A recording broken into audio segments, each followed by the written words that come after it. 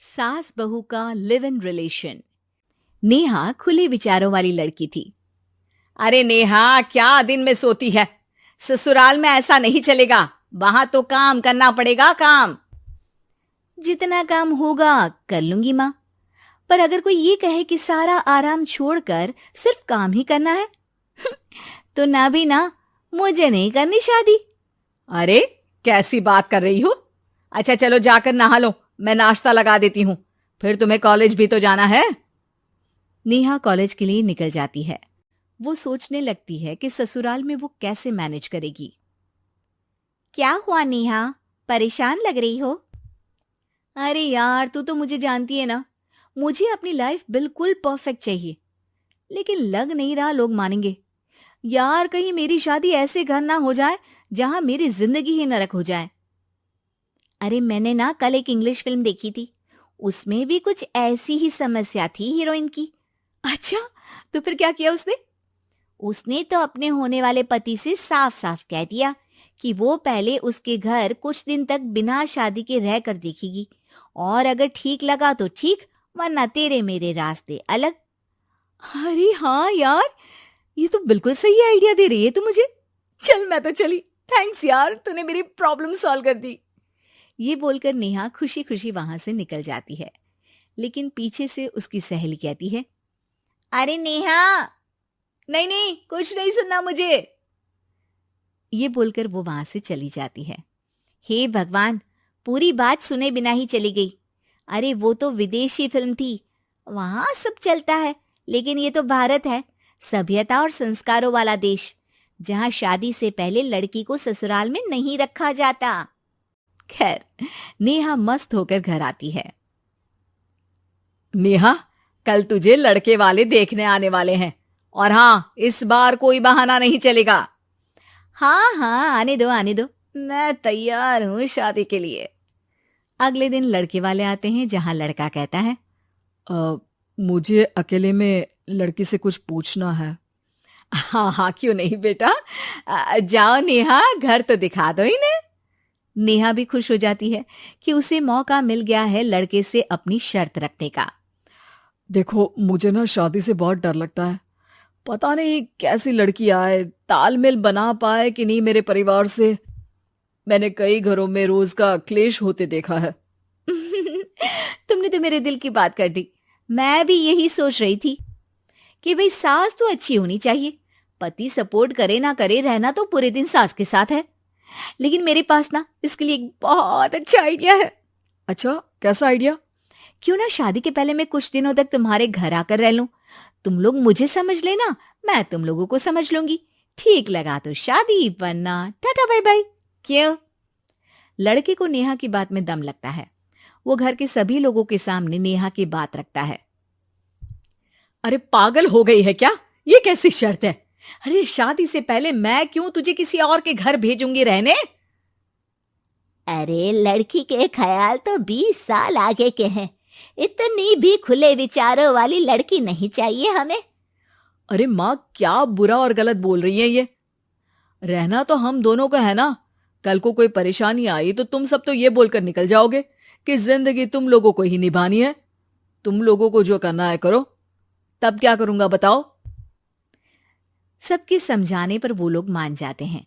वाह, मैं 2-3 दिनों में पैकिंग कर लूंगी, तो आकर मुझे ले जाना। और नेहा पहुंच जाती है विशाल के घर। आओ आओ, ये रहा तुम्हारा कमरा। इस घर में तुम एज अ गेस्ट रहो, लेकिन माँ तुम्हें बहू की तरह ही ट्रीट करेंगी, और तुम भी उन्हें सास की तरह ही रखना। बस फिर क्या था, शुरू हो जाता है लिव इन सास बहू का ड्रामा। अरे चाय तो बना दे बहू। जी सासू माँ, अभी लाई। नेहा चाय लेकर आती है कि बस चाय लेकर आई हो, इसके साथ पकोड़े भी ले आती। लेकिन आपने तो बताया ही नहीं कि आपको चाय के साथ पकोड़े भी चाहिए। हाँ हाँ, अब तो पता चल गया ना। रात को खाना खाने के बाद नेहा किचन में खटर पटर कर रही होती है। क्या हो रहा है वहां नेहा? माँ जी, मैं ना रात को अदरक वाली चाय पीकर सोती हूँ, ये मेरी आदत है। अच्छा, तो जरा मेरे लिए भी बना देना। दोनों सास बहू रात को चाय पीती हैं। अगले दिन, नेहा, मैं मंदिर जा रही हूँ, मेरी साड़ी निकाल कर बेड पर रख दे। नेहा सास के लिए साड़ी निकाल कर रख देती है। वो देखती है कि उसके आने के बाद से सास ने घर का कोई भी काम करना छोड़ दिया है।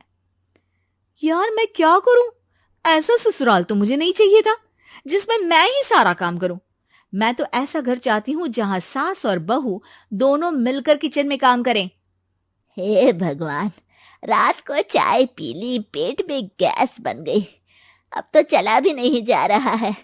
मुझे तो ऐसी बहू चाहिए जो हेल्थ के प्रति कॉन्शियस हो, क्योंकि वो ठीक रहेगी तभी तो मैं ठीक रहूंगी। दोनों समझ जाती हैं कि वो लोग एक दूसरे के लिए नहीं बने हैं। अगले दिन, नेहा, जरा चाय तो ले आना। नेहा चाय के साथ चिला भी बनाकर ले आती है। सास खा पीकर सो जाती है। अगली सुबह, तेरी बुआ सास आ रही है, उसे मैंने तेरे बारे में बताया है। तभी वहां गंवार से एक महिला आ जाती है। चलो यहां से निकलो, कुछ नहीं है खाने के लिए, जाओ। ए नेहा, तमीज से बात करो, ये मेरी ननद यानी आशीष की बुआ है। हाय रे दैया, इतनी आकड़ वाली लड़की! अरे यही है ना जो शादी से पहले ही आकर बस गई है यहाँ पर। बस नहीं गई हूं, बसना है या नहीं ये डिसाइड करने आई थी, लेकिन इन लोगों के रिश्तेदार इतने गंवार हैं तो मैं तो ना कर रही इस घर में शादी। अरे भाभी, और क्या कमी थी हमारे आशीष में जो आपने ऐसी लड़की की शर्तों को मान लिया? अरे वो तो आशीष के कहने पर मैं झुक गई, वरना ऐसी लड़की को तो मैं घर में घुसने भी ना दूं। ए हेलो, ऐसी लड़की कैसी लड़की? हाँ, बिना समझे बुझे शादी कर लूं? अब तो समझ गई ना कि हम लोग गांव के हैं। भाभी को खाट पर सोना और रिश्तेदारों का गांव से आना जाना तो लगा ही रहना है इस घर में। हाँ हाँ, मैं तो किसी मॉडर्न घर में शादी करूंगी। ये बोलकर नेहा वहां से चली जाती है। अपने घर में आकर नेहा कहती है, ना मां ना, लिव इन में रहकर देख लिया, ये गांव के लोगों का कोई भरोसा नहीं है। खैर, नेहा की शादी एक मॉडर्न घर में हो जाती है जहां सास कहती हैं, हे नेहा, मैं टेनिस खेलने जा रही हूं, आओ तो जूस बनाकर रखना, और हाँ, वॉलनट्स और ओट्स भी बना लेना। जी माँ। माँ मॉम बोलो डार्लिंग, माँ इज ओल्ड फैशन। बेचारी नेहा सर पर हाथ रख लेती है। हे भगवान, ये सास तो सास ही होती है, गांव की हो या शहर की।